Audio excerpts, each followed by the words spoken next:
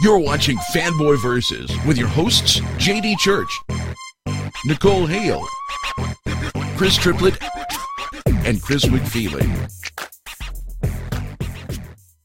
And you are watching Fanboy Versus. I am your host, JD, joined this week, just like last week and the week before that, by Nicole Hale and Chris McFeely. Hi. Hello, hello. Hi. What up? Yo. So this week, we again have no Chris Triplett. He will be played by a parental advisory sticker because it is Fanboy Versus risque content. We are going to be talking about Saga. And wow, let me just preface that and say that if there are any children in the room, sometime between now and about an hour's time, just send them off to bed. Right. We're going to be talking about some adult content. Oh my gosh. Adult content in distressing situations. I think I learned some things from this comic, and that says something. So I learned that you can blush even if you're in your place Even by if you're- yourself. No one else is in their house. that's right. You could be in that bathroom alone by yourself, and you could still be like, "Oh my."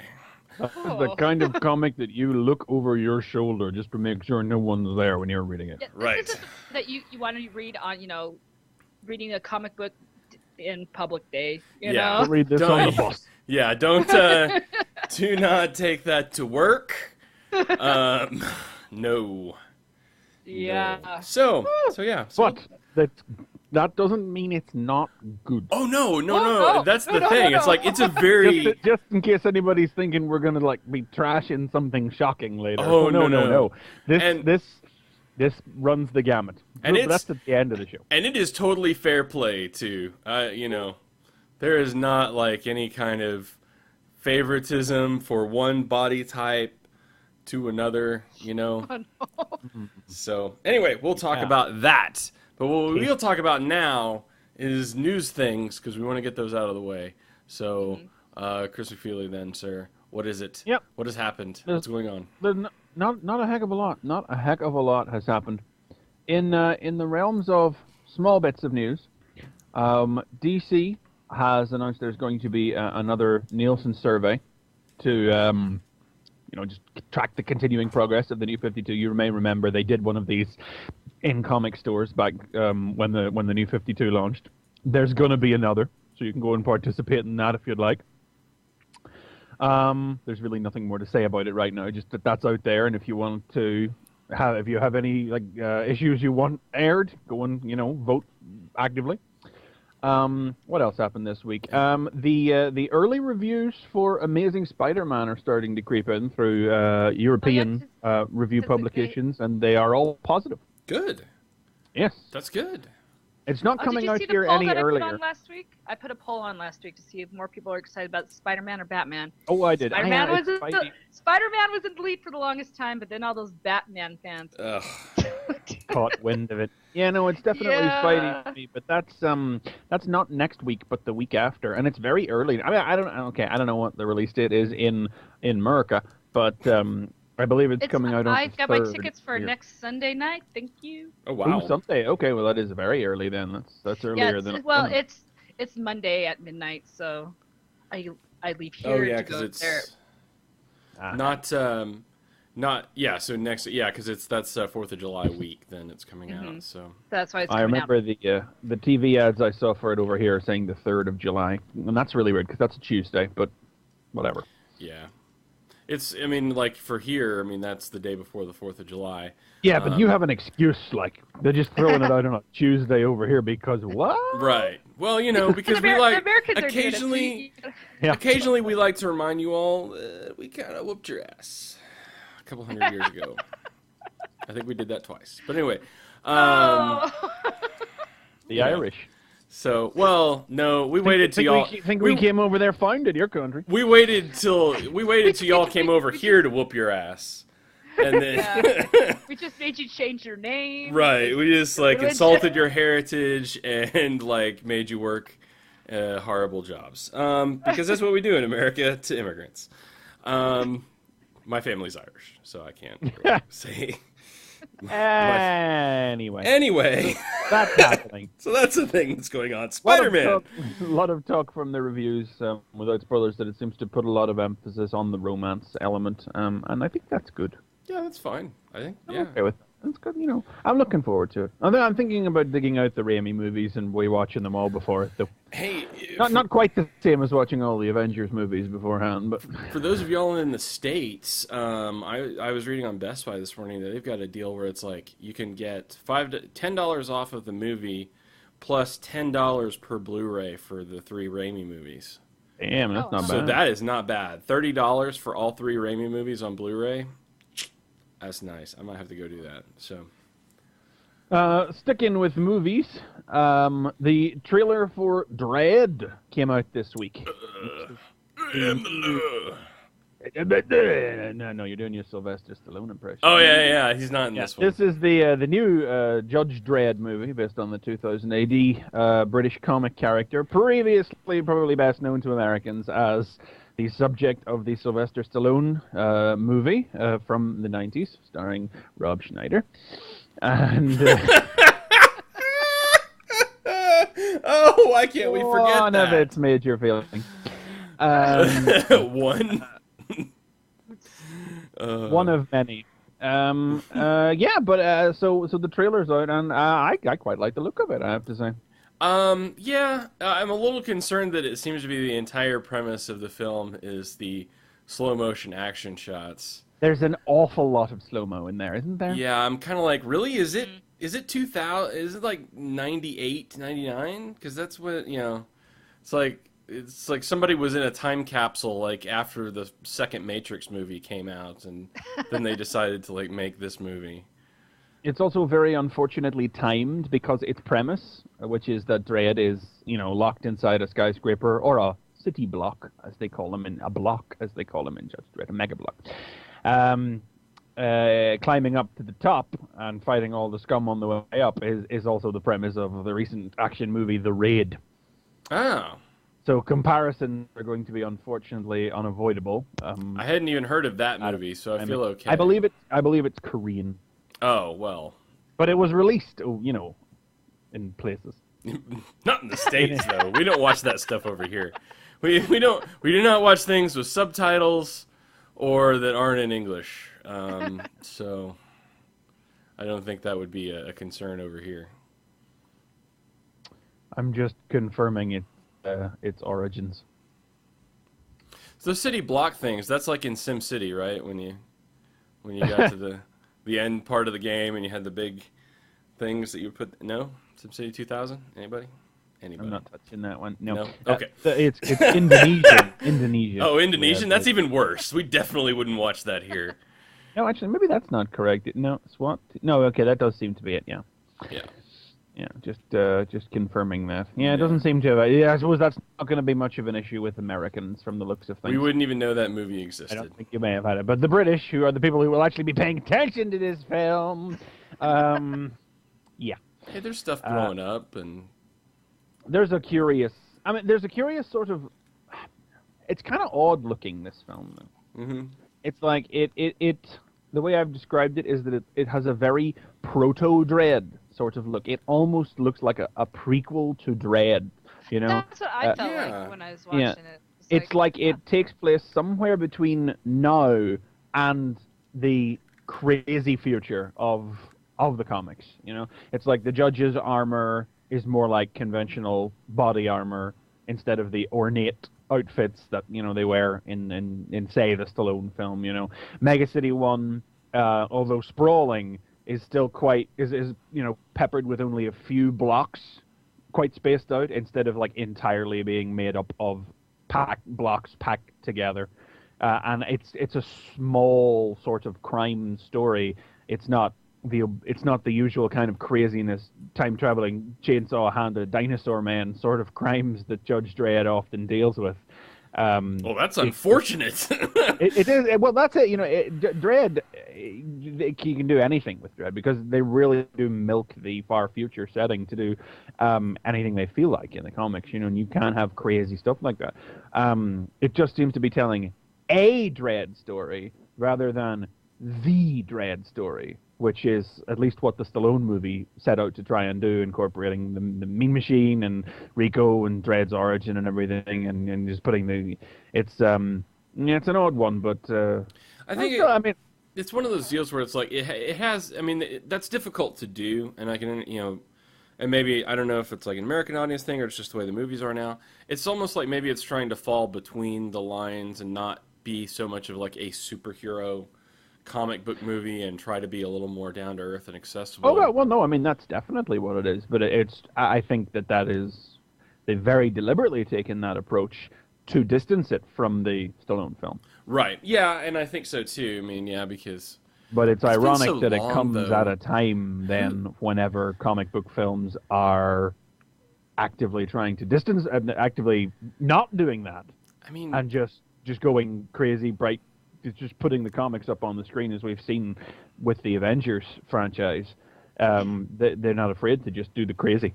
yeah. But it's a scaled back, real worldy sort of early X-Men, Nolan Batman sort of Yeah, approach. exactly. Yeah, it's that. It's that. yeah, it's that pre sort of modern version of what they've done. Where we are with like it is in that sort of more comfortable version of superhero. Although. I mean, I don't know how much they need to distance it from the previous Dredd movie. I mean, I think if you ask 10 people to tell you something about the previous Judge Dredd movie, I think the most that they would be able to come up with is the "I'm the law" line. Most people would probably know it from Scrubs more than anything else. Yeah. Yeah, I mean, I don't think they would really have much concept of the movie itself or what happened in it.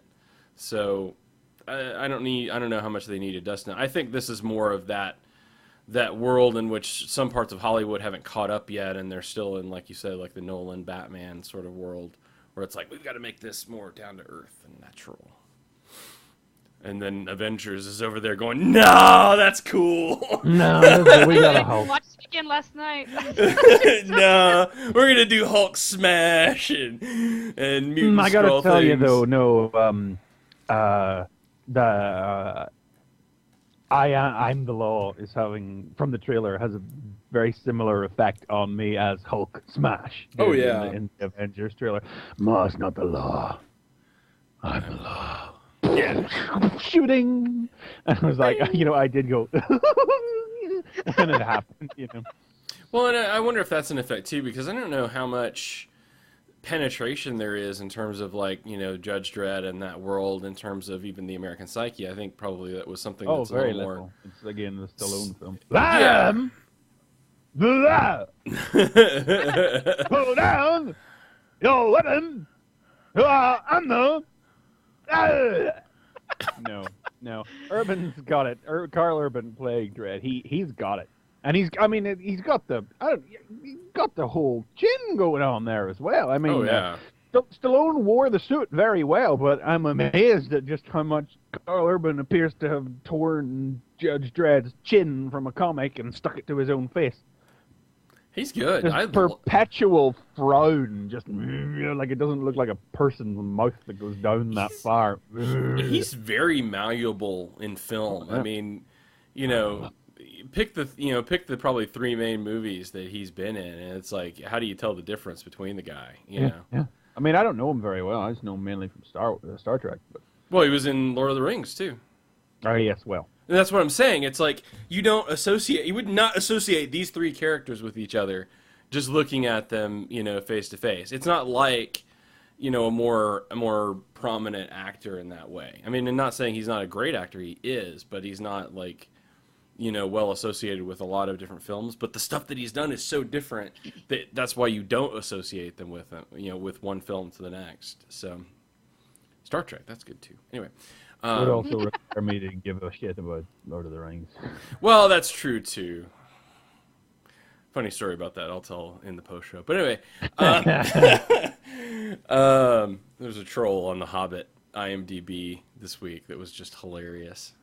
I was wondering what that was up with because it was all gone by the time I saw it. Yeah, I tried to link to. Oh, I guess I can tell the story real quick. So there's a troll on the IMDb for the Hobbit film that basically went on there and said that he didn't understand. You know, Oh, he was remember this he was now. feeling ripped off because he felt like the Lord of the Rings that Tolkien just ripped off Harry Potter, and he went through and listed all of the characters from Lord of the Rings that were ripped off from Harry Potter. And then, like, ended it up by saying he didn't understand why Tolkien was doing this Hobbit prequel, why he didn't just write it to begin with. But he had just gotten some of the new Lord of the Rings DVDs, and he was going to listen to it to see if Tolkien talked about it on the commentary. And, of course, people went, like, ape shit and all pissed off about it. And I'm like, dude, he's a It troll. was so Come funny. on. It was so funny. That's priceless stuff, man. Come on. So yeah, but apparently people thought the guy was an idiot. I'm like, no, that's a decent troll thing. That's awesome. Anyway, but I thought that was pretty funny. Well done to that gentleman. So, hats off to you, sir, wherever you are. Brian 007 was his name. So, anyway, moving on. Other news? There's just one last thing for the absolutely inexplicable files, which is not content with merely baffling everyone by releasing a mini-series by James Robinson and Billy Tan. DC and Mattel are also going for some digital-only Masters of the Universe comics. What? Didn't hear. Yeah. The Really? first one is written by Jeff Johns. No, you're lying. You're making I'll that shit now up. tell you exactly why. No, I don't follow Masters of the Universe, okay. But I did hear, I think it was out of Toy Fair, or whatever the last show we saw the toys that was, that one of the upcoming classic figures was Sir Laserlot. No. And I'm like, I don't know who Sir Laserlot is, but that sounds about right, that name, you know. You know who Sir Laserlot is? You know who Sir Laserlot is? Oh God, I'm scared. Sir Laserlot is Jeff Jones's fan character that he created when he was 8 years old. Oh my God. Is this going to be like a crossover with Molar or something? I mean, He's getting a toy, and he's the star of the first mini comic. Wow! And there's going to be another one in July about by Mike Costa about Battle Cat, and then another one by Kyle Higgins about Man at Arms. Later than that, and I guess they're gonna keep doing them, and I'm like, really? Okay. I mean, give it to DC for really, though, experimenting in the digital frontier, because they're going to have this. They've got the season 11 for Smallville going on. You know, they're a bunch of weird stuff in the digital. Yeah, they're really jumping into the digital. I mean, to go along with, you know, a lot of their stuff being, you know, same day digital. So, I mean, why not go that way? It's going to be cheaper than trying to print it, you know, and who's going to... It's probably going to get it into the hands of more... It's a rare instance where this is probably actually going to get it into the hands of more Masters of the Universe collectors. Sure. Because they're now they can just buy it from... Because they wouldn't have to leave people who their might homes. not track all... people who may not be comic book collectors who have no reason to go to the comic store and maybe aren't going to go across town or drive for hours to get their one comic. I would say there is the potential for this to reach a larger audience than the print. Because now all Masters of the Universe... I mean, I'm told it's grim, dark, modern DC Drac, but I haven't read it myself. Well, I think... This is out now, by the way. If you want to read this, this is out now. Oh, really? Really? Oh, I'll do that now. Oh. I'll do that today. Heck yeah. I want to check it out. I mean, that's the thing, is I have a peripheral interest in it, you know. I mean, It's a new number one. I'll have to go check it out. There you go. I'm a sucker for number ones. But you know, yeah. I mean, I think that's probably a more cost-effective way to go, if nothing else, because I think they would lose their ass trying to get that printed and get people to buy it. A supporting Masters of the Universe. What? I mean, what shop in their right mind is going to buy more than 3 copies of that? You know, I mean, seriously. But you're right. I think they can sell a lot more through the digital than they would lose to the cost of printing. So, awesome. That's cool. You know, like I said, I'm encouraging DC to do this because I think it's exploring some different avenues, especially for things that are not going to appeal to the wider comic book audience. So This therefore, is definitely one of the best routes to take digital. there are things I mean, that while it's still in this early experimental stage. You know? Well, and I think too the thing is like this is just like you say, this is stuff that's not going to be taking away from the local comic book shops. And it's like you look at the other things that we're going, like they've got Smallville season 11, Arkham Unhinged based on the video games is happening there. You know, these are things which have a broader audience of people who may not be, and indeed probably a much larger portion of the viewing audience are not people who normally go to a comic shop, may not even know they have one locally, may not know how to get to it if they do have one. And so, you know, this does put this in their hands, metaphorically speaking. Right. Because it's not in your hands, because it's not real, because you can't have it, and I don't want it because you can't. Well, it puts it in the e-reader that's in your hands. Sort of. So that's awesome. Cool deal. Well, good to know. I'll have to check that out later. So cool. Very good. And that's it.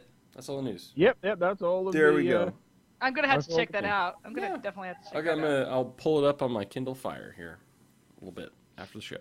You do with your technology. You should do it now and do like a live review. I'm gonna not and say I did. Aww. Yeah.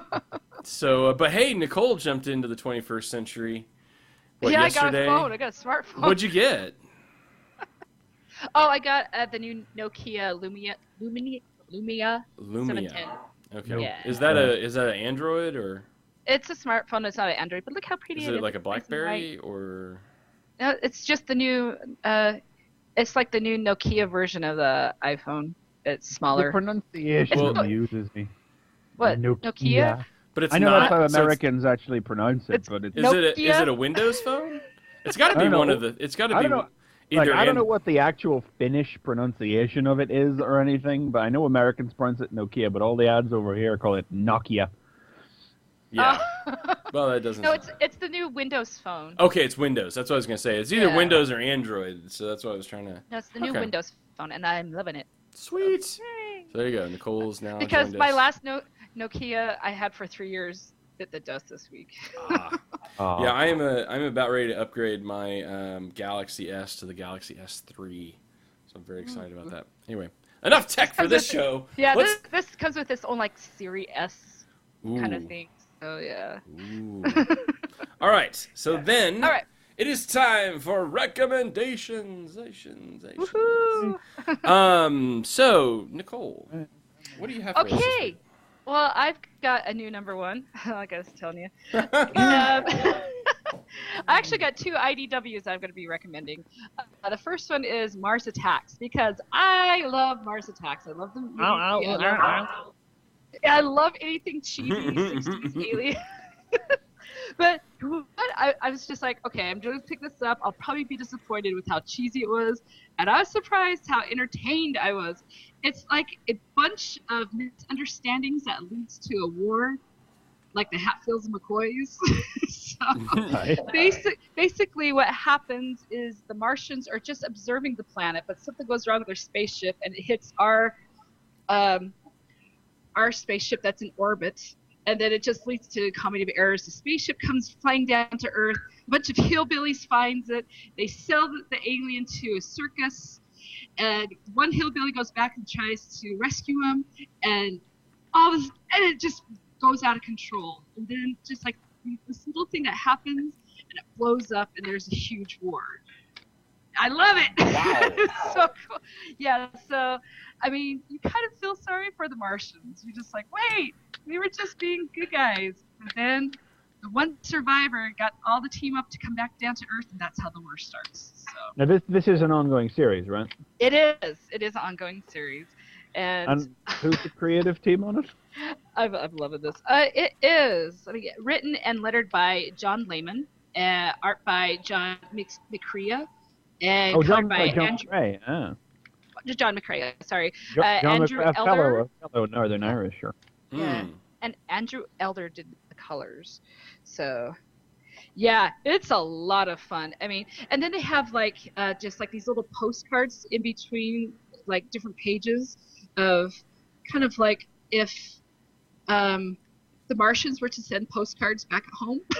So Boy. they have like these little postcards in here, and it's really cool.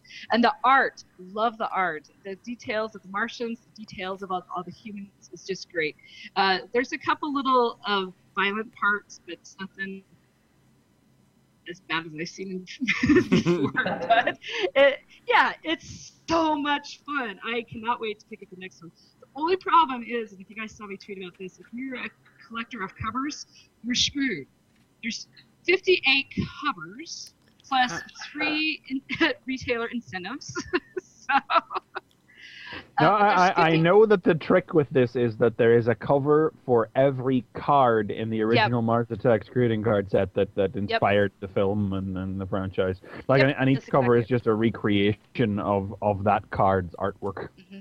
And I got number 23. Oh my god. Yeah. Yeah, but they have the pictures of all the different covers, and they're like, "Oh, that's some cool stuff." But this was so much fun. I'm not kidding. It's definitely probably in my top number ones I've read all year. Probably in the top 3. It's just so much fun. Nice. Yeah. And the next one I'm recommending is the one that made me cry this week. Now, you guys are Teenage Mutant Ninja Turtle fans. You'll know why. This is part of the micro series. It's kind of like a spotlight on all the individuals. And this week was Splinter. And you're just like, okay, so what's with Splinter? He talks about his time when he was Hamato Yoshi, when he had his previous life as a human, and his growing up, his coming of age, him as a teenager, how he fell in love, his family life, how the war started with Splinter back in a previous time. But it's a great little love story, and it's very sad. It does not have a happy ending. But you find out with Splinter, he's supposed to be this calm and collect creature, but you find out he still has hatred for Splinter, and that's for Shredder. And he has a good reason why, and he's still trying to suppress that hatred, but he can't. He cannot let it go. And so if you're a person that likes the whole, I guess, samurai training, it's really a good story. Again, but this is more of a love story than anything. So. Well, I know that's what Tang Shan, isn't it? What was that?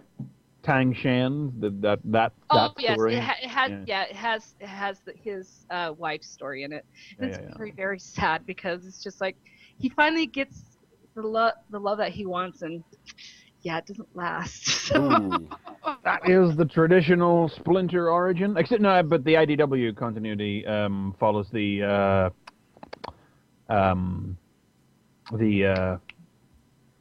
cartoon, the original, the 80s cartoon version where Splinter was Yoshi rather than being Yoshi's pet rat, right? Yes, it is him. Back in one of the first issues, they talked about Splinter had a previous life along with his 4 boys, which are the turtles, and they've somehow been reincarnated into these mutants. And so he's starting to get these visions back of his previous life, and that's why he's out seeking revenge, because he realizes that Shredder, Orokusaki, he remembers what he did to him and his family, and now he's out for it. So Shredder is still Saki and is still alive. So we're not talking centuries ago or anything. No, it's centuries ago, but he's starting to remember from those centuries of when they were actually teenagers together and trained. But is it centuries? I mean, so is Saki? It is. Mm-hmm. Saki is reincarnated as well, then? Yep. Yep. Mm-hmm. Wow. And wow, and we thought the aliens was going to be hard to No, but grasp. The way that this story is told, it's perfect. It makes you believe that something is going down. He deserves his revenge, and he's going to come out and get it. And you're just like, you're rooting for Splinter. You're just like, yay, because this is such a good story. If you just pick this up. I mean, it's not even more mutant centric. It's back in the past all humans and the war. It's just so good. So, Cool. Curious. highly recommend this one. Yes, for sure. Nice. All All right. right. Very cool. Okay. My 2 recommendations. There's your 2. Very good. All right. So, I'm gonna have 2 that I'm gonna talk about as well. One is gonna be a cautionary tale. So we've been talking about the Before Watchmen, and we had the first 2 from Darwin Cook doing most of doing sort of at least the art, or no, I'm sorry, doing the writing on those, art on one, and we talked about how it really adhered to the sort of Watchmen style, and felt like it was just trying to expand on the pieces between the world, and that it fit very well into that world. And then the comedian happened. I mean, well, okay. I think we're definitely I mean, it has some connecting thematic elements like the music and things, but as far as like one trying to adhere to like the panel structure, those kinds of things are different. I mean, it's filling in story that there's not necessarily story for one way or the other, but it's definitely not. It's definitely a departure from like the books that the previous 2. I mean that we've read. Yeah. Well, this is by a different writer. Correct. I mean, it's Azzarello. This is Azzarello and Eduardo. No, J.G. Jones is J.G. on the Jones, art, yeah. isn't he? Yeah, sorry, And the art's fine. I mean, I thought the art was really good. It's just a different deal. Part of the story in here is revolving around, it's based obviously in 63, which is a very interesting conversation between the comedian and Jackie Kennedy. Kennedy. It's like, man, that woman's far more interesting than Her husband. Yeah. and than at least we were led on by the public. I mean, this issue is riffing on the implication in the ancillary material of Watchmen that the comedian might have been responsible for assassinating JFK. And that was something that the film actually just did. In its opening montage, it showed the comedian killing JFK. Well, this one is here to say, no. Yeah, and so I don't know how I feel about that. I mean, I know that the film part was making it clear, and the book was much more. It just hinted at it. It hinted at it. I mean, there's even a hint from some of the things that comedian himself said, but I don't know how I feel about this whole last scene. I'm not going to say what happens, but that was very odd for me. I mean, it's obviously riffing on what happens with comedian and that character in Watchmen itself. Right. And it shows you where there might be a point of, like a shared point in their history, which would perhaps prompt you to understand why comedian went to that character when he did in Watchmen. But it's very heavy-handed. Yeah. It took me out of the world, I think, is the thing that I can say. Get it, yeah. So I don't want to say don't read this, but I'm going to say that if you're on the fence and you're like, man, I don't know if I really want all of these books, this is probably skippable, because I don't know if it's really going to add to. Yeah, that's it. Out of the 3, Minuteman feels like we're going to learn more about how these guys came together and how they work together. They are all but blank slates, That's Silk one that I'm Spectre's really going to tell, and Silk Spectre's going to tell us the story of how Silk Spectre finally, went through a teenage rebellion phase and finally accepted and agreed to be what her mother was trying to sculpt her into. Comedian's a bastard here, and he's a bastard, even internal to Watchmen itself. He's a bastard when he's a young hero, and he's a bastard in his old age. I know we're going to get a story in this where he is maybe not a bit of a bastard for a while, then loops back around to being a bastard again. There's no story to put in here. I mean, and that's the whole. To me, that's the whole reason that the comedian dies at the beginning of Watchmen 2, because he's not really a character. He Watchmen 2, Electric Boogaloo. Yeah. But that's why he dies. You know, it's one of the reasons I think that you can lose that character and not have to have that character around, because he really represents something rather than being something. He represents... He's not a good person. No, not at Death all. is about as much as he deserved. I mean, and, you know, he had all of the human moments I think that character ever needed to have were on the page. Yeah, So to try to interject these, I think takes away from the character. I think it, you know, I think it tries to add something that's completely unnecessary. You know, if they were going to try to do maybe the story, I mean, because it ended up in a completely different place than where I started out, thought it would start out. Because when it started out, I was like, oh, this is going to be awesome. Because then it's you feel like you know where it's going. Yeah, and then it goes in a completely different direction in almost not a good way. Almost for no other reason than to go, you thought that was going to happen, but it didn't. Right, and it's like, well, that's not fair at all. You know, there's a lot of times where I like that. I did not like it in this instance. So, and that's what I'm saying. It's just not... I think if you're on the fence, if you don't want to get the whole set, you might want to skip that one. You know, I don't think it's gonna cause warm fuzzies if you're a real hardcore Watchmen fan. So you will miss out on the Curse of the Crimson Corsair. Oh well, yes, you will, won't you? I skipped that part because I was trying to get through comics. So I need to go back and read it. I glanced at it, but actually what I am going to recommend is something that a series that I'm not currently reading, but I think it's important to point out because we've referenced everything else from it, which is the epilogue to Ends of the Earth, which is in Avenging Spider-Man. And my shop was even commenting that they missed out on a deal because they could have just stuck Avenging in for everybody that buys Amazing. And I pulled the last one off the shelf when I went in today, so I got lucky I even got this. But I mean, see, the trick to this is, and this is actually partially written by Slott. Mm-hmm. It's not like the Ends of the Earth one shot that came out there, which basically wasn't about Spider-Man and contributed nothing to the story. And this doesn't contribute much to the Ends of the Earth. I think you maybe the you go and tell us what this story primarily consists of.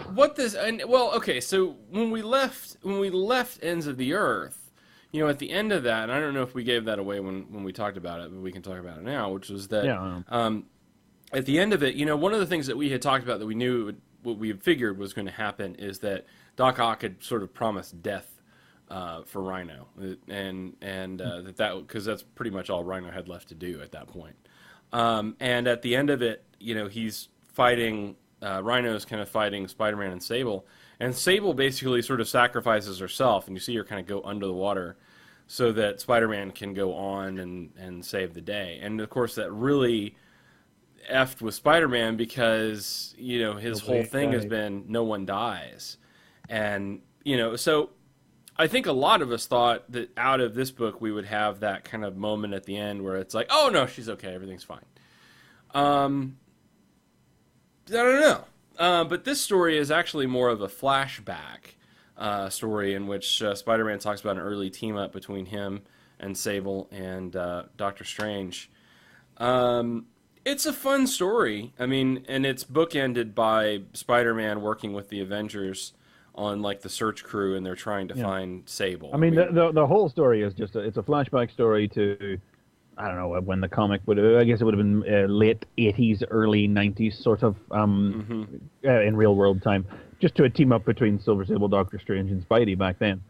With like, a couple pages of bookends. Some girl ends up betrothed to Doctor Doom, and in order to break the spell thing, because she's got all these magical properties, she has to marry a guy that she loves, which she tells them is Spider-Man, but then she gets pissed that Spider-Man's not, like... ultimately powerful, and she gets mad that she doesn't actually get to marry her real love, which is David Tennant, apparently. And so, anyway, that's all stuff that happens. Am I wrong? Come on, this is like that someone like totally pulled Doctor Who out of this guy. Hang on, look at them. Look at the full wedding page and tell me that they did not rip off David Tennant for that.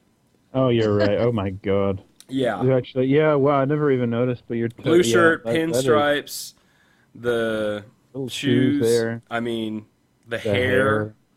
Oh, God, so much of You didn't notice that? Wow. I really didn't. I didn't notice it. I'm impressed with myself. Yeah. Oh, no, I looked at that. I was like, oh, my God, it's David Tennant. David Tennant. That is David Tennant Well, you rocking just a sold slightly another 80s like hair. 24 copies from Fangirls because you said that. Yeah, I know. I know. We just sold 15 copies of Avenging Spider-Man. But It you has know, David Tennant look-alike in it. yeah, it has a David Tennant look-alike, some girl.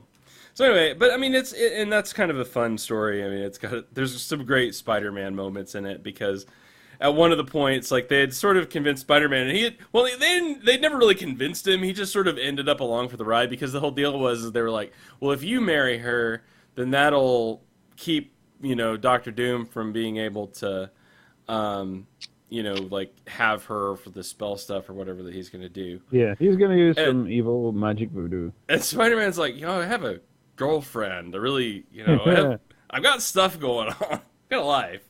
And they're like, yeah, whatever. And they just go on. And then later when the girl gets pissed, then they kind of explain like, well, you can't just marry her. You have to bed her. You have to like consummate the marriage. Peter's like, I know what I mean. I have a girlfriend. Yeah, and then she was like, I wasn't gonna sleep with him. Yeah, it was great. So it's a fun story, but it totally doesn't go, I mean, where I was expecting it to still, because I sort of expected this to be like a Deus Ex, sort of deal where it's like, oh no, Sable's really okay. I didn't really get to that point, per se. I mean, there's hints of something going on, but no indication that even Sable's okay. I mean, so I'm kind of, interested where this will pop up again, story-wise. It's not like Silver Sable shows up a lot. No, I mean, there's the days. vaguest suggestion that Sable does not make some miraculous last page return or anything. There's the vaguest suggestion something might have survived. Yeah, but that doesn't, but like I said, it doesn't make that clear. So I don't know. I mean, they don't find Rhino, they don't find her, so I don't know what's going on, and I don't know where the story is, where. But obviously, Slott is planting seeds because he's really good about doing that. So, so it'll be interesting to see where it ends up. But this is a very good read. I mean, like I said, I've not been I read like the first issue of Avenging, wasn't really excited about it, I dropped it, and picked this up for it. Maybe it's kind of fun. I don't see me buying more issues of it, but. Zeb Wells is this is actually Ty Templeton wrote this, didn't he? Zeb Wells is the regular writer for Avenging, and he normally does a good line in Spidey. Ty Templeton's good too, though, and he and Slott work well together. Yeah, so it's good. You ought to check it out, especially if you're reading Avenging. This is definitely a fun read for you. It adds just a little extra bit of coda that I think does Ends of the Earth. Great story, no question. The ending wasn't quite there with the Ends of the Earth. There was no Spider Island, This adds a little bit of coda that picks the end of the Ends of Earth. Yeah, because there is, and that is one thing that's important here, because there is a moment between Peter and Ox. So yeah. So that is something. Suck on that! Yeah. So you know what? Suck it. Suck it, Trebek. But there is a good moment that's in that as well. And especially him again with some of the other Avengers. It's nice to see Peter, like really really fully in like the midst with the Avengers and stuff. That, I don't know why, but I still got a kick out of that, even though I know that's been around for a while. But anyway, all right. So there you go. There's your two. Comedian, maybe, and Avenging Spider-Man definitely picked that one up. So all right, Chris, what you got? Well, I think I have to take a moment to just mention Avengers versus X-Men number 6 this week, for being better than the previous 5 issues put together. Allow me to explain that for you real quick. Really? If you look on the left bottom side, Yeah, there's a name on here, and it says Hickman. Yeah. And Hickman has written an issue previously. Yeah, that did happen. But when you're talking about actually story things happening, yeah, just because the simple fact is that this issue is the first one which is not a backdrop upon which fights are placed. Yeah, it's not people punching each other in the face. It was crazy. I mean, it's not like the events of issues 1 to 5 could have been told in one issue or anything. There were certain beats that we had to get through. But across 1 to 5, there was a lot of dithering. and the introduction of assorted fancy foreign locales, the Savage Land, Latveria, wherever else they went, I already don't remember, so that, the tie-in books could have fun situational, the Moon could have fun situational fights, and I would say maybe you could have condensed it down to 2 or 3 issues. You couldn't get it all down into one. But then this one, no, this issue as well. This is like what is it? It's like 36 pages as well. So it's almost double size for no extra money. For same as the first issue was double size like that as well. So there's a lot of stuff. A lot of paper for your buck here, and it just shows us what's happened. It's 11 days after the end of the previous issue, whenever Magic, Colossus, Namor, Emma Frost, and Cyclops all received the power of the Phoenix. And it turns out they've gone all Miracle Man on the world. Yeah. They are trying to... It is one of those stories where not a supervillain, but a superhero decides to use the power that they have to actually make the world a notional better place. And there's no downside to anything they're doing, So, but it's the Phoenix. And we all know what's going to happen. Cyclops has been a massive douche for the last couple of years. It's not going to end well. And amazingly enough, like, amongst the various things that happen, is that in addition to just doing things like setting up massive farms to feed the world and cleaning the oceans and creating, like, new sources of energy, like they do start disassembling evil. It's very much off the heels of Superman and the Elite that we were talking about last week. We see them disassembling world armaments and just, they're escalation begins to happen, and this is the great concern, because the Phoenix cannot be sated. And Wolverine in particular knows this, and the Avengers know that this is the inevitable outcome. And while everything might look kind of rosy now, they know hope is still the key, so they go to get hope. And the Scarlet Witch plops into the story as well, and that's cool, because we are definitely into the beginning of Act 2 now. And amazingly enough, the story I was bitching about last week, the weird story going on over in New Avengers, where we're dealing with, like, a previous host of the Phoenix who was also an Iron Fist, here it is, it comes up. I know, I was like, they've wow. incorporated it into the main story, and it's going to be a thing, apparently. I was very impressed by that, actually. So I was like, hey, I know that that's a thing. Cool. Yeah, heard about it, yeah. And that story also wrapped up in New Avengers this week, too. So that was a little 3-parter, which is quite a good story as well. I know, good press for Spidey, and that Bendis is flexing his Spidey muscle lately. Spidey gets some good role in that story at the end. It's for a series that has up until now been purely about punching and has really set any kind of moral issue of the conflict aside and just presented it as being they're right, they're wrong. As much as the Avengers have been presented as the aggressors, the Phoenix has been destroying planets. The Avengers are really in the right here. I mean, they're probably a slightly less dickish way to go about it, but if they would sit down and talk about it, there. But it's all just been punching up until now. So for this.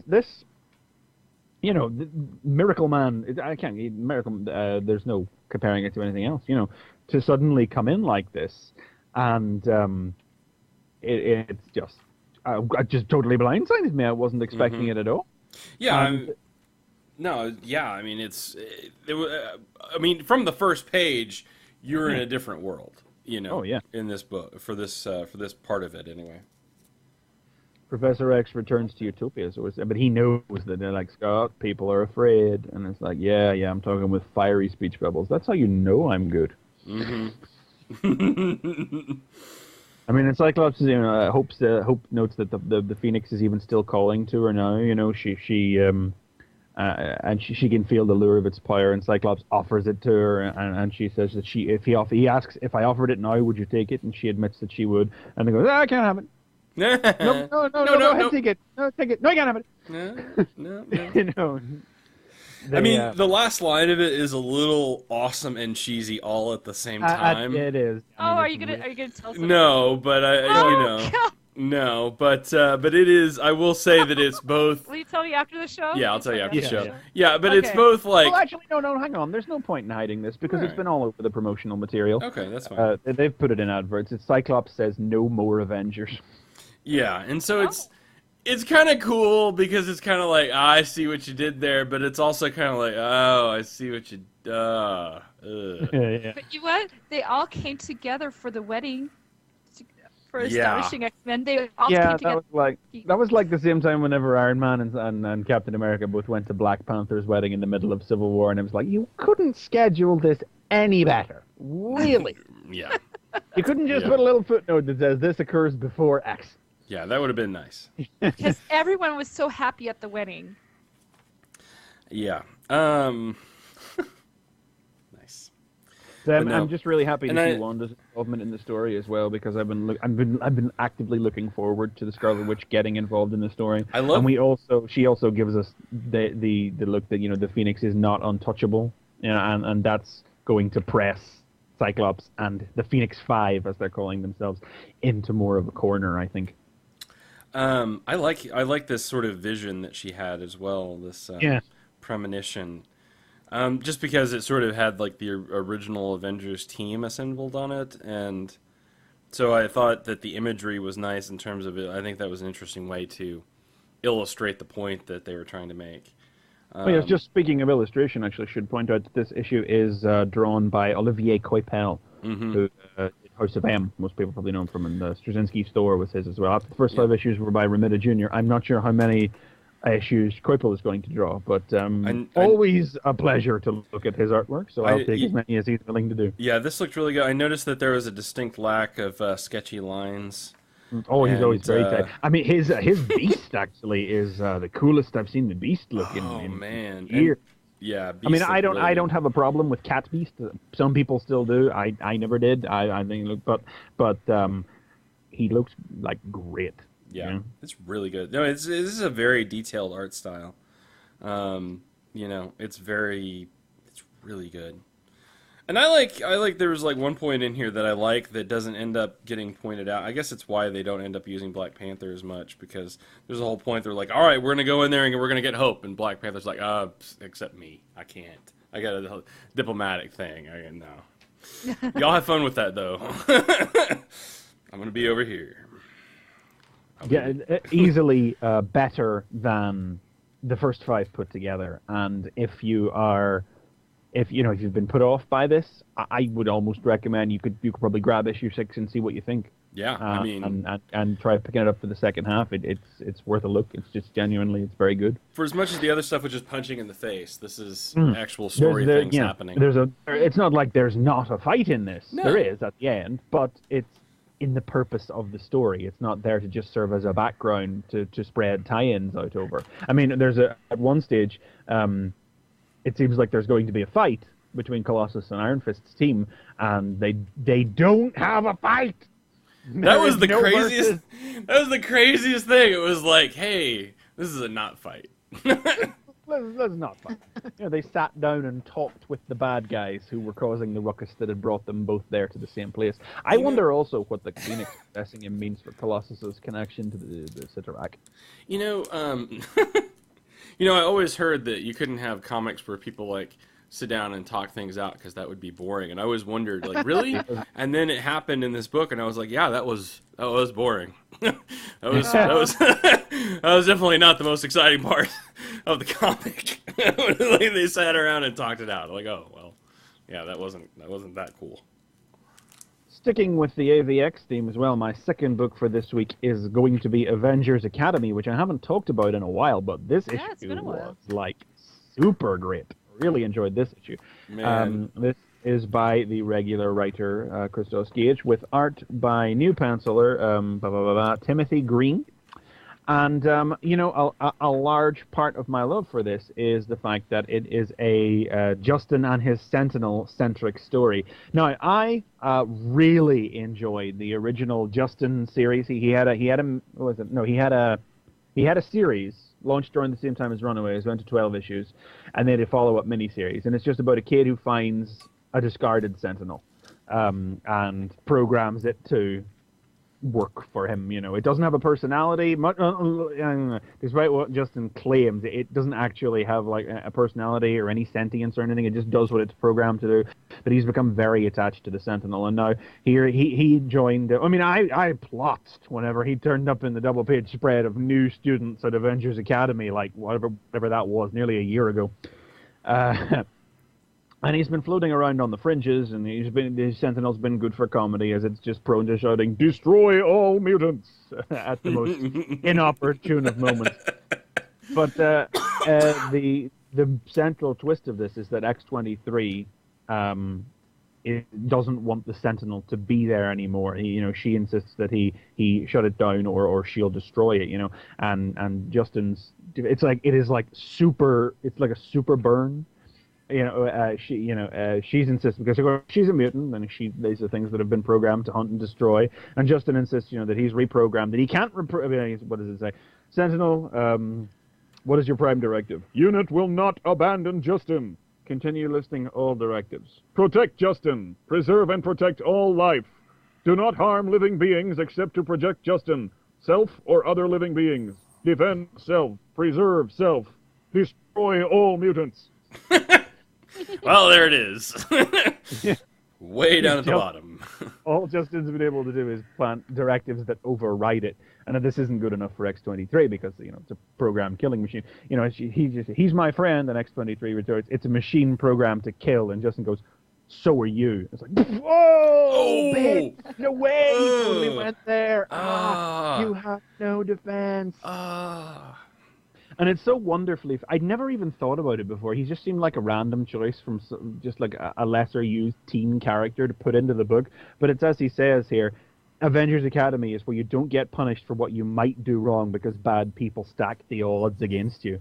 And it's like, wow, I would never have even thought of putting the twist on the Sentinel like that to incorporate him so tightly into the premise of Avengers Academy. Yeah. Or pitting him against X-23, Mutant versus Sentinel, the idea is there, but I never would have thought of putting that twist on it, events kind of unfold in the expected manner after that. As part of their Protecting the World initiative, Emma Frost in particular has been going around destroying all Sentinels, and she comes to the Academy to destroy Justin's Sentinel, but because she is a Phoenix and an Omega threat level, destroy all mutants overrides all other directives, and the Sentinel promptly attacks. And, things play out as you would expect from there. X-23 learns her lesson, the Sentinel, things end on but then things escalate maybe to a point I wasn't quite expecting them to escalate to, but... Yeah, I think this is another example, though, and you've said this about Gage before, and we've talked about it on the show. Oh, yeah. Gage taking a crossover and using it to actually further the emotional journeys of his character. Mm-hmm. Like, always, he is consistently able to winkle out of whatever the premise of a crossover that he is involved with. Some way that it deeply reflects on some member of his cast that he can pull forward and sculpt a whole story out of. And we've just prior to this we had a three-parter where the New Mutants, or not the New Mutants, but the young mutants that were left over after Utopia was abandoned by the X-Men, or taken into custody by the Avengers and sent to the Academy to be supervised, not kept prisoner. It was all, and it didn't go over so well, But X-23 has been at the heart of the book for the last couple of issues, but naturally because she is the one character in particular in these books that straddles both sides. But there's been loads of great character moments across that storyline, and I never expected Justin and his Sentinel simply to take center stage like this, and that maybe gives me like a disproportionate amount of love for this particular issue, but. I think it's maybe a two-parter or a three-parter. Yeah, it says it's at least first part of what was the title? At least title? Part one. It ends on a cliffhanger, but it's like really, really, like good. Well, and not even that. I mean, take the X-23 backstory bit too, which is just like effing dark. Yeah. Oh my god. It's She is the Sentinel. and she is Justin as well. Like that's why she's as tortured as she is, because she can put herself. She's gone through so much terrible shit in her life that she can put herself in the shoes of both Sentinel and Justin. Yeah. So it's not surprising that the turn that happens later in the story happens. Yeah. I mean, after the friendship she's formed with Finesse over the last 3 issues in particular has been just great stuff. Again, where these are two characters who just don't really understand emotion very well and are trying to because of Finesse because of her the way she is, just like what's the medical term? She's got a medical condition. I forget the name for it. And X-23 has unfortunately been bred that way, had it bait out of her. But it's like they formed such a remarkably genuine friendship by understanding each other so well by not understanding. It's again, these are like X-23 might have just wound up in this book because her book was being cancelled. That's not true though, because we know Gage didn't know her book was being cancelled when she was incorporated into the title. But it's just such another great example of taking a premise and just finding it's just something he does really, really well, and AVX has proved no exception. So Avengers Academy, even though we haven't talked about it for a while, is not a book to be overlooking. This issue is no exception. And the art in here is pretty good, but I do feel a little naughty looking at Emma Frost. I'm just gonna. Yeah, well, that's not. When are you not supposed to? I'm just gonna. Emma Frost. Well, I mean, her costumes have been revealing. I'm not gonna say that, but this one in particular, I mean, right around the midsection, lower midsection, there's just not a lot there, and it's a little. Is it? It's not like Saga bad, you know, but. Oh well. Let's talk about Saga, shall we? I guess that's good enough segue as any. Yeah, we're up to them. So, whoo, man. All right, kids, this is definitely the X-rated version. And all children out of the room. If you are not like 21, or if you have any decency, you should not listen to this part. If you. I mean, really, if you have any kind of reservation, all right, here we go. Like any kind, any kind whatsoever. Yeah. Like if you think that, I mean, if you have boundaries, we're gonna blow past those. Well, let's get to it. So go ahead. Why don't you go ahead and take us through this? Okay. Well, this issue is predominantly about the Will, who we learned an issue or two back was heading off to the planet Sextillion in order to blow the first half of his paycheck for the job of hunting down Margot and Alana on horse, because he found out the stalk was on their trail and that she would almost assuredly finish the job. So he arrives on Sextillion and is greeted by a pair of giant heads on legs.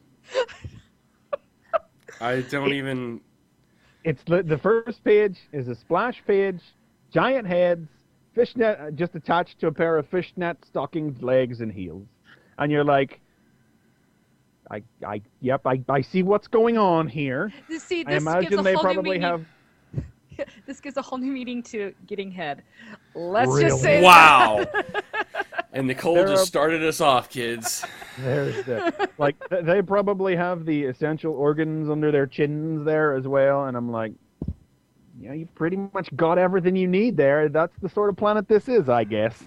It almost sets you off on the wrong foot for the story, you know? Almost. Yeah. They fixed that, though. You think you know where this planet's going, and it's a fairly amusing sort of opening where the Will arrives, and the lying cat has to stay in long-term parking, and he can't bring any of his weapons down. I love Lying Cat. Lion Cat is fantastic. Character find of the year, along with Boy Chimney, you know. I want a lion cat. Lion Cat obviously wanted to go down and get some himself, but he's not allowed down on the planet for whatever reason. And as he's slinking back to the ship, the whale shouts, "Don't be like that. You would have had a lousy time anyway." Lying. I love all the different expressions they have for Lying Cat. I know. I guess I'll just go. Really, the meat of this story is the Will story, so I'll just go over Marco and Alana's story first, which is that they've made it with the help of what's her name, Elizabeth, Eliza. Yeah, I think it's I've forgotten her name. Hang on, what was her name? I forgot her name. Isabel. There we go. Yes, the ghost girl who helped. She's helped guide them to the top of the mountain where the snow Marco needs for the healing spell to save himself from his wound is plentiful. And Marco recovers, and Alana insists that he tell her about Gwendolyn, which was the last thing he said before passing out. It turns out she was his fiancée. And that didn't go so well. He was engaged. He was engaged to her before he got shipped off, and he'd already grown apart from her. And it just about it's like it turns out that like the engagement ring or the wedding ring was hers, and Alana's not too happy about that. But I love the fact that they just sling in here as well. You gave me another woman's wedding ring. Actually, they belonged to Gwendolyn's grandparents. They spoke two different dialects, so they had their rings enchanted with a translator spell. And it's like, okay, that'll do for any potential explanation required. Yeah. Planetary languages. Although I think the gem line of here is when like Isabel is trying to give advice to her and saying that you just had a baby, your hormones are all over the place. And she's like, I'm not going to take advice from a dead girl without a vagina. But then she comes back. Yeah, she's like, well, and you were supposed to switch boobs like 10 minutes ago, so she's breastfeeding at the time. It was just like, wow. And that they said they basically settle their argument, sleep through the night, and then when they wake up in the morning, they have been found. And Marco unsheaths the sword he said he never would in order to fight. So it looks like Marco might actually get to do something next issue. Yay! Yep. That'll be fun. And that's all well and good, but the real... the reason anybody going to be talking about this issue is what the Will gets up to, or rather doesn't, on Sextillion. Oh, God. He just... It's like... It's really hard. Okay, all joking aside, yikes. Wow. It is, not massively detailed, but entirely explicit sexual activity going on all around him. Yeah. Lesbian angels, just doing all sorts of things. There's a panel of full-on penetration right here. Yes. Yes. Yeah, it's off in the background, and there's no distance, and there's nothing especially arousing about it, but you can see it going in. It's right there. What about the stuffed dinosaur with a full-on erection? Well, the penetration in question does appear to be a guy in a fursuit, And, the dog just strolling along through the city streets as the most wanton displays of vile creatures, like centipede-like bodies and sort of slug hippo women and all sorts of... A man sort of human pyramid being whipped by a clown thing. Well, yeah, but the Will finds this all a little bit safe. Wow, and that's the point where you're like, really? And some like fin-eared guy, a real carnival barker, snake oil salesman type kind of guy, cane and everything, strolls up to him. Not quite what you were expecting, huh? And he's got. Oh, see what you did there. Oh my gosh, awesome. You putting the voice to that. No. Roll up. No offense, I can see what your last bitch did to you. It's all over your face. My brother, let me guess. Was she a strong woman? I got what you need. Only $99.99. That sort of, fast-talking salesman kind of stuff. We're going to take him down into the depths of the planet and show him, and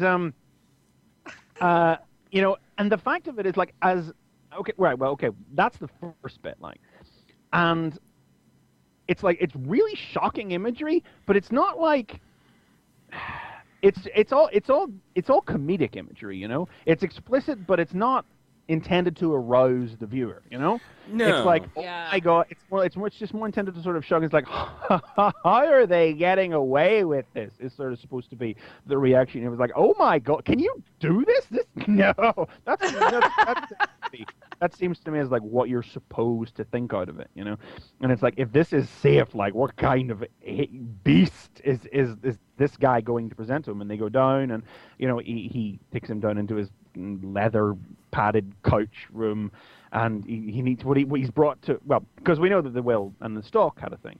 So this guy has offered a completely submissive, a slave girl for him.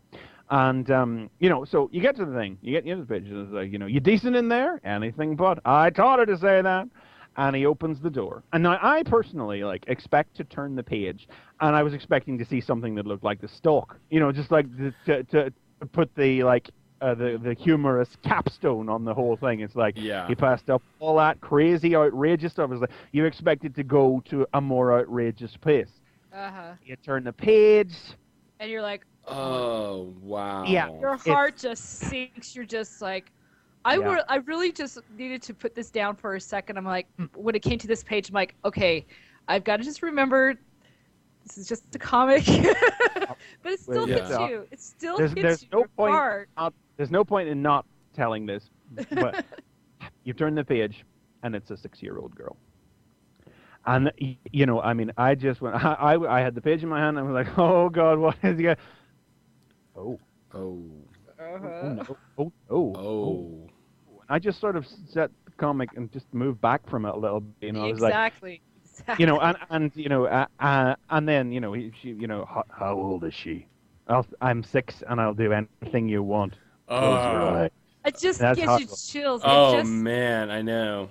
You get bile in your mouth from that sentence. You're like, oh, God. And the will places his hands on either side of the salesman's head and crushes his head. Just kills him outright. And that's when you start clapping like, oh, God. Yeah. But the final narration from Hazel, is, the Will wasn't the first bounty hunter to come after my parents, and he wasn't the last. Like every other freelancer I had the misfortune to meet, he was a fucking monster. But as my family was about to learn, some monsters are worse than others. Oh my God. Wow. I was first, it's like, your brain sort of has to catch up to this comic. Yeah. This might as well be a different series from the last 3 issues that we've had, Mm-hmm. I mean, first of all, you're shocked at the explicitness of the imagery throughout. And even though it's all done, just for humor's sake, that alone, I could easily see any number of people deciding not to pick up any more issues of this series after that. I don't. The closest we got to this was the kind of the funny robot sex thing in the first. I don't even know that it's comedic, but it's definitely presented in a way that's very normal. Yeah, outrageous and not. I mean, it's take seriously. Well, it's not. I guess what I'm saying is casual.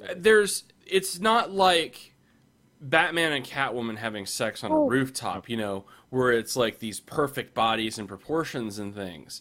But it's also not really crazy outrageous. It's normal looking people having an orgy. Yeah. It's not sexual. And it does end up kind of being non-sexual in that way. I mean, there's hairy people, if you're talking about some of these odd sexual scenes, I mean, there's hairy people, there's, fat people, skinny people, any kind of person that you would think of. So it's not, it's just normal in that way. I mean, even though they're very graphic and explicit, they're not what you expect to see in comics, for sure. But I don't think that there's anything that's particularly comedic outrageous, which I think is what makes it seem that way.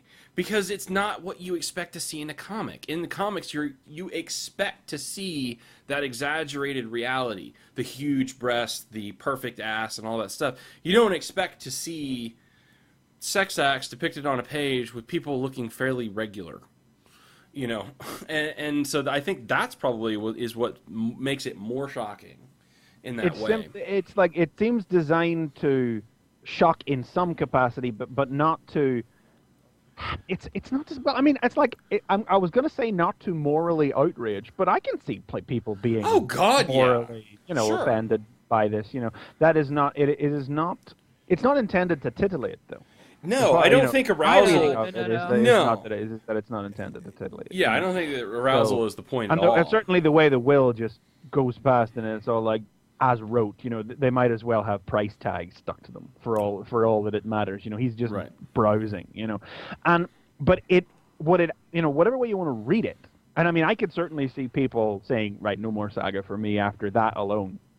And I was feeling a little uncomfortable even as I was reading this through the sheer, just like the outrage. Like, really, can you do this? Okay, this was not the comic I thought I was buying. Uncomfortable simply because I was taken off guard by it, not because I'm brutish or anything, but simply because I was taken off guard by the level of content, But you get a couple of pages of it, and you're like, okay, But what it really does with its sheer explicitness and just like outrageous and unexpectedness. Because you get your weird heads and legs at the start, and you think, okay, my first assumption was this is a planet of these creatures because their heads, crotches, and mouths. Right. Yeah. And I'm thinking, like, okay, I can see why a race that's built like that would turn themselves into a sex planet. That was where I started out with the issue, and then we see just how much else is going on. But whatever all else it does, it really, really lulls you into a false sense of security. Mm-hmm. Like, escalation is the name of the game. Visual escalation, and the sheer, like, how much more audacious can it get? And then you turn the page, and it's a perfectly ordinary-looking child. And it is simultaneously the biggest escalation possible to the levels of ultimate wrongness, and dialing it back to something so monstrously normal in the real world. Mm-hmm. Again, it's another one of those things where a real world issue is being blended into right, because this gets into like the topic of human trafficking and all the kinds of things that we're seeing, that are big topics right now. And I mean, it completely threw me, And yeah, the whale kills the guy, but it's like, it's like even as his head's being crushed, the salesman says, "You're a freelancer. You murder children." It's like, I don't know what to feel, the whole issue like really disarmed me, and it was only after I like set it down and reflected on it that I realized like how good it is, like how smart it is, and how much it manipulates you as a reader, not in a bad way, but just like how it manipulates you into a certain train of thought to then completely derail you at the last minute. Well, and go ahead. I'm sorry. No. Well, I think that because in that sense, it's sort of a juxtaposition.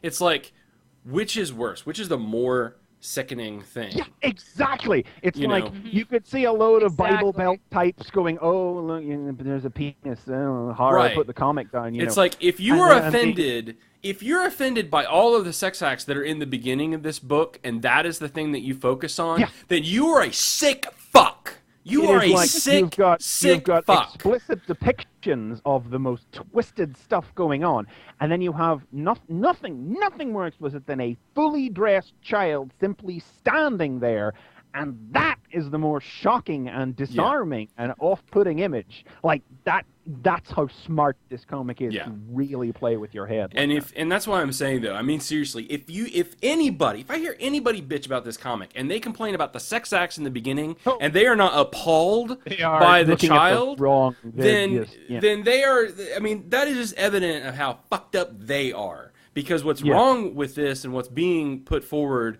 is this, exactly what's being talked about here, the human trafficking, child sex acts. I mean, that is what is awful. And that is what nothing that this girl has done or is going to do is described. Nothing salacious is presented with her. The whale immediately kills the guy as soon as he sees this. You're supposed to be on his side. I mean, he's still the bad guy of the series, but like it's already cast him in a whole different shade that you don't even know what's going to happen there. But this is, and so you could see like a Bible Belt type, being like, this is shocking, but at least the girl is saved and the situation is resolved, and it's no worse than something you might see on a primetime drama. So if they're gonna like turn around and then focus, this is all hypotheticals, of course, but you could really imagine somebody looking at that as being like, oh, that's primetime drama stuff. You see that on television. It's distasteful. It's immensely distasteful. It's hideous. But you don't see anything. Nothing happens. It's all dealt with in such vagueness that it's all up here. It's all in the head. Anything you imagine is all up there. And if they get hung up then instead on the page of armored lesbian angels eating each other out, it's like, that's really not the issue, kids. Right. Yeah. You have gotten hung up on the wrong thing. Wrong thing. So, man, yeah. That's a good litmus test. I think this is a good litmus test books for how screwed up in the head you are. I mean, it really does. It completely.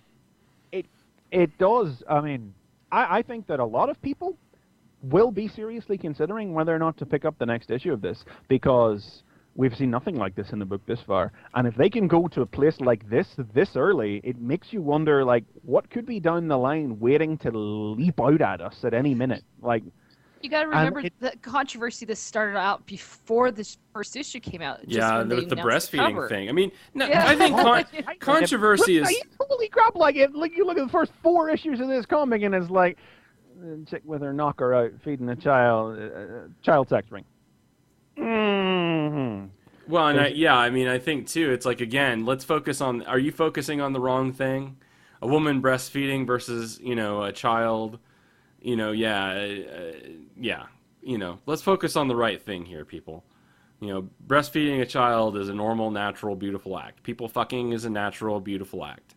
Well, I don't know much about beautiful in the context. Well, of this. but I mean, it's a fun thing anyway.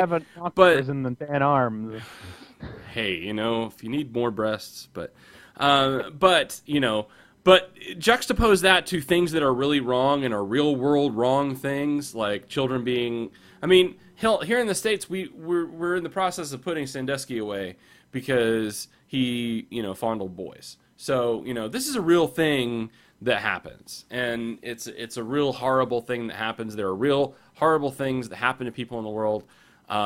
Fucking and feeding babies is the least of those horrible things that happen in our world. I mean, so I imagine that a critic of the book could contest that this pulls them out of the fantasy sci-fi setting of the book, because it is one of the most explicit anvil drops of a real world concept versus some of the more casual jokes about, like, the alien version of circumcision or whatever, like little gags like that we've had.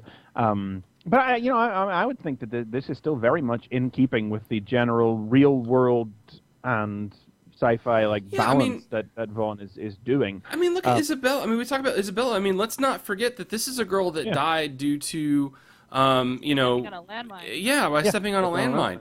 This book is using crazy, outrageous things in a unexpected space world to make comment and discussion about things that are happening in our world. This is true, good science fiction in that way, in that it's trying to comment on things that are really happening, that are really part of our world. And if you're getting caught up on things that are happening within the book and feel like you're getting taken out of it, I think you're missing the forest for the trees. I think you're. I mean, that's just a hypothetical criticism I could see being levied at it, but that's not. I'm not saying I've just deliberately not chosen not to go and see what people are saying about this, because I don't want to. There's really meaty review material in here, but I think I'm going to try and put the context of it out of my mind going forward. So I haven't seen anybody reacting to it and just being really off put by the visible. I do remember somebody commenting that they were really put off by the robot sex in the first issue, because it just wasn't, the book wasn't marketed in that way. They didn't know they were going to get that going in, and that's fair enough. You didn't know that was going to be there. That's fair enough. Yeah. And I'm like, geez, I wonder what a person like that would think about this issue, and then to just have they've got their objection all nicely lined up. They've got their outrage in a nice neat little pocket, and then have it just whipped out from underneath them, and it's like it's a massively. If someone was to read this issue and they stopped reading the series, I probably wouldn't blame him, because it is really heavy. Yeah. Well, if they stop reading it because, I mean, it's different. Okay.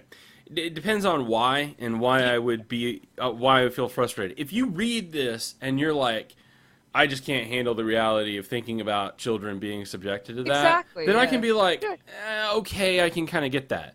But that's not going to be, I think, a majority of people's objection. I think a good number of people are going to read this and be like, oh my God, people were having sex. Yeah. No. Really, I mean, I'm not, it's just sort of indicative of the same sort of imbalance in morality that says grotesque violence is okay and depictions of sex are not, and I think we all fall prey to that imbalanced sometimes. Like, because I really wouldn't hold it against anybody if they thought that, depictions of sexual acts on this level of explicitness is not something they want to read. I wouldn't actually hold it against them if they didn't want to pick up any more of the book like that. I mean, because ultimately, like, human trafficking and child pornography and that sort of stuff, like, that is prime time drama territory. You do see that with the same level of, or the same lack of explicitness that it is dealt with in this issue, and that is deemed okay. And the other thing is that, of course, it speaks to the disconnect between the way society morally views these two things. But like, personally, I wouldn't hold it against anybody for either or. Well, I mean, like I said, I may be using a little bit extreme. It's not that I would be like, you're a bastard, but I think I would challenge them and say, I think that's the whole point of this book, is to challenge and say, ask yourself the question, put it on the scales. What's really worse? If you're worried about this thing more so than this thing, then why is that? You want to just take a step back and look and ask yourself why that is. Right, exactly. So, and that may be more along the lines that I'm talking I mean, about. I really had to do that. Like, I was like, oh. I mean, I just actually said out loud, I turned the page and I was thinking, oh. Yeah. Oh no! And, I just said "oh no" out loud, and I was like, I didn't. It was like maybe if I'd been thinking, but it's like, as I'm saying, the book totally lulls you just very gently through the sheer bombastic nature of the imagery it throws at you. For all the bombast therein, it really is quite subtly shapes the direction of your thoughts as to what to expect when the page turns, And it's like, in retrospect, I'm like, I probably should have seen that coming, to be honest. Possibly, yeah. Yeah, I mean, maybe it just says something about me that's not somewhere I would want my head to go, and it's not. So I don't go there, even though I was trying to think of if I was trying to think it was going to be a bad thing. No. But I was expecting something on a more humorous sort of side to, like, cap off the ridiculous nature of the increasingly ridiculous and outrageous nature of the visuals that we'd been presented with. But, like, I would just sum it up as like a really, like, craftily manipulative comic that really shapes the direction of your thoughts. And it was, as I say, it was only after I finished it and I just set it down and I thought back over it and I was like, wow, that was well crafted. Like, that tricked me, and it didn't like, I could say some people might, but it didn't pull me out of the story. It sort of metaphorically knocked me over, but it was only when I thought about it afterwards that I realized just how well crafted it was and how deceptive or manipulative. They sound like bad words, but I don't mean them in a bad way. Yeah, in a story sense, I think it's a good thing, Yeah, but it doesn't. Well, okay, never. I got a quick question. Now, when Saga first came out, it was supposed to be 5 issues, right? Was it a 5-issue thing? I thought it was 6, but so how are they going to clear this up in like 2 issues? Well, it's an ongoing series. I think it's an ongoing series Now now. it's ongoing. But, Okay. Yeah, it's ongoing. Yeah, so this is going to be so we got plenty of time. But I love the way that right away, even though you're like. Yeah, if you hope this guy will die. Like, immediately you hope this guy will die. And the will does it for you right away and you're like, yes. Wait, no, you're a murderer. And you're like, you kill innocent people too for money. You're not better than this guy. I don't know what to think. Yeah, I know, because I think it's asking those real world questions, because in comic world, murder really worse than that, where does it, But in the comic world, we're used to these nice, semi-well-defined lines. I mean, even for the most, anti-hero that you can find, there's usually somewhere in there some sort of line. And for reality, people in reality is reality, and it is what it is, And I mean, people, the comics, of course, like, increasingly over the years, people do make the claim that, they don't want their comics to reflect reality and that they read them for the purposes of escapism. And, that's true, but history has sort of borne out that the comics that engage the most and succeed the most are the ones that do present the real world through the prism of of superheroes, or actually the superhero comics that succeed the most are the ones that present their world and their characters as real people, and these fantastical events happen to and happen around, but they're still quite seated in the real world. And this is happening in sort of a space fantasy, which I think is an interesting equivalent way to do that. It's something that's not done very often, and I just damn love this thing. I mean, really. Yeah. I mean, if you go into this with a dark mindset, the idea of a sex planet, really, like if you're thinking like if the first thing you think is like, what's the worst thing that could possibly on this sexy planet of the sex, it's like that's probably it. But again, because the sex planet is you're introduced to it with these weird cartoon heads on pencil legs, you're immediately led down a certain tunnel of thought that does not come out where this comic comes out. Yeah. And just... Oh, well, because I actually text JD before. I'm like, you gotta watch out for Saga. Remember? Yeah, and it does kind of grab you. But of all of the things, like I said, I think that last bit was the bit that was like, oh wow. Yeah. And like you said, it sort of happens, and then you have to process it after it happens. But it does. It takes a while. It takes you. You're just like, oh. Yeah. I need to stop and decide what I feel about this. Yeah. And in many ways, like that can be the most interesting read of all because it makes you stop and it makes you ask a question. And to tell you the truth, I wouldn't be surprised if some people didn't even finish the comic after they turned that page. Which is too bad. I mean, because they definitely missed out. Lost. Well, no, I'm just saying. Yeah. I mean, it's very. I wouldn't hold it against them. No, I wouldn't either because it hits you in a place you don't want to be hit. I know too many artsy people. We've kind of talked about this before, but comics are a very liberal medium, primarily liberal creators. Just the liberal mindset just seems to lead itself more to creativity. But like this is not like a liberal issue. No. Like this is not one of those things where it's like. But it's like I don't know. There was a gay wedding issue out this month, and I know which comic shocked me more. Yeah. Yeah. Oh yeah. Yeah. The gay wedding. What was that? Everyone was happy and it was fun, and everyone lived happily ever after in that one. So then Wolverine exploded. Yeah, that happened. The kind of comic that was. This is one that it's like different sides of issues are falling on here, and it's like it's one that's going to this will it dares to ask you the question. Is this a comic you want to keep reading? And that's pretty ballsy. Yeah. Never mind any of the moral issues or anything. Just in this strangled market with so little room for new stuff and all the good new stuff Image is putting it out. Only 4 issues in, Saga dares to ask you, this is, Are you sure? Are you sure? Yeah. Because we're going to go to some effed up places. Yeah. Are you sure? Because I got a feeling this is not going to get any better. Yeah. I mean... In terms of... But the thing is, if you think about it, that's just one girl. How many other... But this will never be touched on again. I mean, I think the feeling I have is like this is something that'll be commented on and not touched on again. Because what we're seeing is different issues being touched on and moved on. But I think for the larger narrative, we're going to be dealing with this family. And we know from the future commentary that some really bad things are going to happen. Yeah. And, we can only imagine with this... what those are going to be. So, yeah, it's going to be a ride. I'm loving it, though. I mean, this is the kind of comics I like to read. It's like if you want to point out like stuff that makes you think, stuff that asks questions, good stuff. It's like I was so disarmed by it that when I got to the end of it, I didn't think I loved it. I thought, oh, that's a very different issue. I'm not sure, but it's like as I say, I thought about it and I realized what the story had done to me. Yeah. And to my head, and I thought, hang on a minute. Yeah. Wow. Mm-hmm. Yeah. It's good. And that's right. that's Saga. That's Saga for you.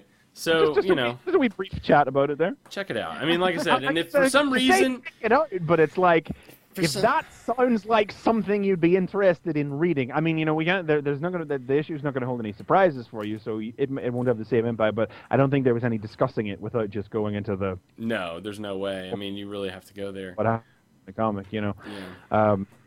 It's hard to say, it's hard to point at it and say, definitely check this out, because, like we said, Not going to be for everybody. Not going to hold it against anybody who decided off the back of that this went to places they weren't comfortable with and they didn't want to follow a writer or a series that was willing to go there. That's it's a book that makes you ask questions, which was really surprising because none of the other issues did. And it's like, holy crap, is this the sort of level of deep thinking I'm gonna have to be expected on a monthly basis? Let's hope so. Fucking vodka on hand for future issues. Again, this is one that you want to read it in the privates of your home, private of your home. Yeah. Don't read it on the bus. That's where you start out and you're like, oh no, I can't believe that. Oh. You're just led through hoops and. Yeah. It's good. Good So. stuff, though. Good stuff. All right. Well, hey, we managed to fill an hour and a half show. I really was worried, and we managed to get there. So, well, that's it. That's the show then. So, thank my crew, Nicole, Chris McFeely. I have no idea when Chris Triplett will be back. We're thinking of him, so hopefully he'll be back very soon to be back with us. But otherwise, you should go to the website fanboyversus.com. You can get all of our past shows on there. Check us out on Twitter at fanboyvs. And you can follow our feed there. Follow along with the live show when we do it every Sunday at 3 p.m. Central, 4 p.m. Eastern, 9 p.m. GMT time. So really late for those of you on the other side of the ocean. But hey, it's a good way to end off your weekend. We hope. So there you go. Awesome. Well, again, thank you for tuning in. Thank you for joining us. And please tune in next time when it'll be Fanboy Versus... something a bit.